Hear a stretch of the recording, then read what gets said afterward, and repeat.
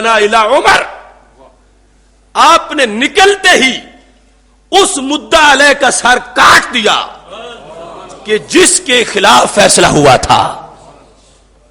حضرت سیدنا عمر رضی اللہ تعالی عنہ، لو کان بعدی نبی لکان عمر، نبی علیہ السلام نے فرمایا اگر میرے بعد کوئی نبی ہونا ہوتا تو عمر نبی ہوتے، پر ہر امت کا ایک محدث ہوتا ہے، محدث صاحب الہام، ان یکو فی امتی احد فانہ عمر، اگر میری امت میں کوئی محدث ہے تو وہ عمر فاروق، یعنی جس کو زیادہ الہام ہوتے ہیں، جو تجویز دے تو قرآن کی آیت اتر جائے، وہ عمر جو دین سمجھنے میں اتنے فارورڈ، اس قدر تیز، اتنے ایڈوانس، جن کی سوچ اتنی وحش کے مطابق۔ اب انہوں نے مسئلہ تھا جان کا، تو تقاضے تو اس وقت بھی تھے۔ آج لوگ ہمیں کہتے ہیں کہ ادھر اس کی جان نکلنی ہے اور تم فتوے دے رہے ہو کہ واجب القتل ہے۔ اب حضرت عمر پر کیا لازم نہیں بنتا تھا بظاہر کہ ان کو بٹھا کے پہلے نبی علیہ السلام کے پاس جاتے کہ یا رسول اللہ صلی اللہ علیہ وسلم، اگر آپ کے فیصلے کے بعد کوئی بندہ پھر کہے کہ میں نے فیصلہ کروانا ہے، یہ گستاخی ہے یا نہیں؟ اگر ہے تو سزا کیا ہے؟ یہ سب پوچھنے کی ضرورت تھی۔ وہ عمر جانتے تھے کہ چوری کی سزا کی آیت ہے جدا، وہ عمر جانتے تھے کہ قذف کی سزا کی آیت ہے، وہ عمر جانتے تھے کہ زنا کی سزا کی آیت ہے۔ اس عمر نے ضرورت کیوں نہ محسوس کی کہ محبوب بتاؤ، اب آپ کے فیصلے کے بعد کوئی فیصلہ کروائے تو اس میں مجھے کیا کرنا چاہیے؟ کیا جبریل کا انتظار کریں کہ کچھ جدا آیت لے کے آئے؟ حضرت عمر نے جبریل امین کا انتظار تو کیا، سرکار سے پوچھنے کا بھی انتظار نہیں کیا۔ اور جو دین پڑھا تھا کا وہ کافی ہے، پڑھا ہوا وہ ثابت کر رہا ہے، اب مزید دلیل کی ضرورت نہیں ہے۔ 2 منٹ بھی اس گستاخ کو زندہ نہیں رہنے دیا، تلوار مار کے سر اس کا اتار کے بتایا، فرمایا جس کو نبی علیہ السلام کے فیصلے پر اطمینان نہ ہو اس کا فیصلہ پھر عمر کی تلوار ہی کرتی ہے۔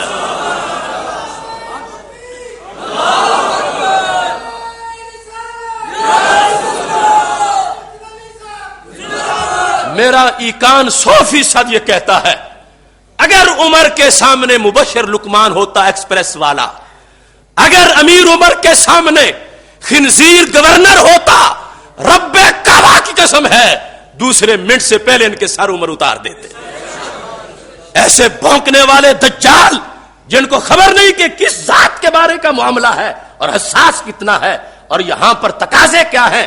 سیدنا عمر رضی اللہ تعالی عنہ نے تلوار لی، اگلی بات ہی نہیں کی، سر اتارا اس کا۔ اب جس وقت سر اتر گیا اب اگلی باتیں شروع ہو گئی۔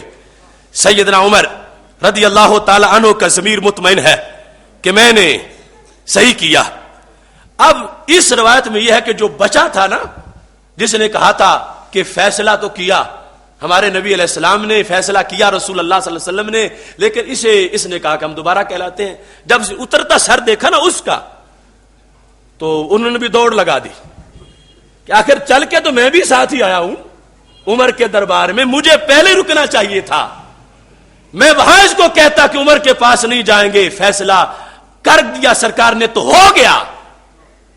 اب دوڑ لگائی، بھاگے اس دربار سے، حضرت عمر رضی اللہ تعالیٰ عنہ کے دربار سے نکل کر، یہاں پر الفاظ موجود ہیں، یہ شخص نکلا، وہ اکبر الآخر، جب ایک کا سر اترا دوسرے نے پشت پھیری، نکلا، فارن درا کے حال کے بھاگ رہا تھا، کدھر؟ الی رسول اللہ صلی اللہ علیہ وسلم، اگر بچوں گا تو سرکار کے صدقے ہی بچوں گا۔ یعنی اگرچہ ان کا جرم نہیں تھا ایسا کہ سر اتارا جاتا، ورنہ عمر دیر نہ لگاتے، بھاگنے نہ دیتے۔ عمر سے بھاگ کے جانا کوئی عام بات نہیں، وہاں تو شیطان کی بھی چیخیں نکلتی ہیں، تو اس میں گنجائش تھی تو یہ بھاگا۔ اب جس وقت یہ بھاگ کے گئے تو جاتے کا یا رسول اللہ صلی اللہ علیہ وسلم قاتل عمر واللہ صاحبی، وہ جس کے کیس کا مسئلہ تھا، جس کے خلاف فیصلہ ہوا تھا، عمر نے تو اس کو قتل کر دیا ہے اور میں جان بچا کے بھاگ کے آیا ہوں۔ ولولا انی اعجزتہ لقتلنی، مجھے لگ رہا تھا کہ اگر دوڑ میں بھی نہ لگاتا تو سر میرا بھی اتر جاتا، لولا انی عجزتہ لقتلنی، اگر میں ان کو عاجز نہ بنا دیتا، میں بہت جلد نکل آیا ہوں، اپنے گمان میں یہ کہہ رہے تھے اگر میں تھوڑا بھی ٹھہرتا تو سر میرا بھی اترتا، اگر میں ان کو عاجز نہ بنا دیتا کہ میں تو بھاگ آیا ہوں، وہ اب آپ کے دربار میں پہنچ گیا ہوں، میرا بھی سر اترتا، عمر نے تو اس کا سر اتار دیا ہے۔ اب جس وقت یہ بات ہو گئی، فقال رسول اللہ صلی اللہ علیہ وسلم، اب معاملہ آ گیا اس مقتول کے ورثاء کا۔ انہوں نے کہا اللہ کے نبی، عمر نے مومن مارا، مومن کو شہید کر دیا، مومن کو، کلمہ گو تھا، تو عمر سے قصاص تو لو، اگر قصاص نہیں تو دیت تو ہونی چاہیے۔ عمر نے مومن کو کیوں مارا؟ محبوب تمہارا دربار انصاف کا ہے، ہمیں انصاف ملنا چاہیے۔ عمر نے ایک مومن کو شہید کر دیا۔ جس وقت وہ ورثاء آ کے اپنا یہ محدود محتاط انداز میں احتجاج ریکارڈ کروا رہے تھے، نبی علیہ الصلوۃ والسلام کے پاس ادھر سے جبریل امین آ گئے۔ تو جبریل امین آئے اور کہا فلا وربک، محبوب سنو، رب قسم اٹھا کے کہہ رہا ہے، فلا وربک، محبوب مجھے تیرے رب کی قسم۔ رب یہ نہیں کہتا کہ مجھے اپنی قسم، اس مقام پہ کہتا محبوب مجھے تیرے رب کی قسم۔ لا یؤمنون حتی یحکموک، صرف کلمہ پڑھے تو مومن بن جائے؟ جو تمہارا فیصلہ نہ مانے وہ مومن کب ہوتا ہے؟ تو عمر نے مومن کو نہیں مارا، عمر نے گستاخ کو مارا ہے۔ اس واسطے عمر سے بدلہ نہیں لیا جائے گا، کوئی قصاص نہیں ہوگا، عمر نے تو حق کیا ہے۔ اب یہ قرآن نہیں تو اور کیا ہے؟ گستاخ رسول کی سزا حضرت عمر رضی اللہ تعالی عنہ نے جو تلوار چلا کے دی ہے، رائج ہوئی ہے، نافذ ہوئی ہے، قبول ہوئی ہے، صرف زمین کے ایوانوں پر ہی نہیں، عرش بری پر بھی منظور ہوئی ہے۔ جبریل علیہ السلام پیغام لے کے آئے ہیں اور بتایا ہے کہ یہ شخص جو ہے اس کو ایماندار نہ کہو، عمر نے کوئی جرم نہیں کیا، اس کا جو حرکت تھی، جو کرتوت تھا، جو اس نے دھندا کیا ہے، اس کی وجہ سے عمر فاروق پر الزام مت دو۔ عمر کی تلوار نے جو فیصلہ کیا ہے وہ سچا فیصلہ کیا ہے، یہ حقیقت ہے۔ قرآن مجید برہان رشید نے اس کو واضح کیا، اور بطور خاص اختصار چونکہ ملحوظ خاطر ہے اور یہ موضوع پورا مہینہ اگلے موضوع کے بعد بھی انشاءاللہ چلتا رہے گا، یہاں پر نص قرآنی کے لحاظ سے دیکھو خالق کائنات جل جلالہ کا فرمان جو چھٹے پارے میں موجود ہے۔ رب ذوالجلال نے فرمایا ہے کتبنا علی بنی اسرائیل انہ من قاتل نفسا بغیر نفس او فساد فی الارض فکأنما قاتل الناس جمیعا، جس نے کسی جان کو بغیر قصاص کے، یعنی اس نے قتل نہیں کیا تھا کسی کو، اس کو قتل کر دیا، یا فساد فی الارض کے بغیر کسی نے کسی کو اگر قتل کر دیا تو فکأنما قاتل الناس جمیعا، اس نے ایک کو قتل نہیں کیا، گویا کہ اس نے سب کو قتل کر دیا۔ یعنی وہ مجرم ہے جو جرم کے بغیر کسی کو قتل کر دے، اور پھر ایک کا قتل، اس کا اثرات اس کے سارے زمانے پہ پڑتے ہیں۔ یہاں ومن احیاھا فکانما احیا الناس جمیعا، جس نے ایک کو زندہ کیا اس کی زندگی میں معاون بنا، گویا کہ اس نے سب جہان کے لیے یہ کام کیا۔ یہ ذکر کرتے کرتے رب ذوالجلال نے فرمایا انما جزاء الذین یحاربون اللہ ورسولہ، بے شک جزا ان لوگوں کی، جزا بمعنی سزا، کن کی؟ جو جنگ کرتے ہیں اللہ سے اور اللہ تعالیٰ کے رسول صلی اللہ علیہ وسلم سے، وَيَسْعَوْنَ فِي الْأَرْضِ فَسَادًا، اور زمین میں فساد پھیلاتے ہیں، ان کی جزا کیا ہے؟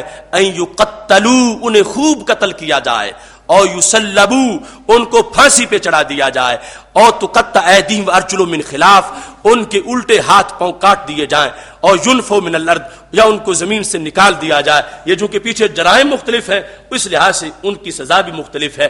تو یہ قرآنی آیت بول رہی ہے کہ جو بندہ فساد فی الارض کا مرتکب ہوتا ہے اس بندے کو لٹکا دیا جائے پھانسی پر، اس کو قتل کر دیا جائے۔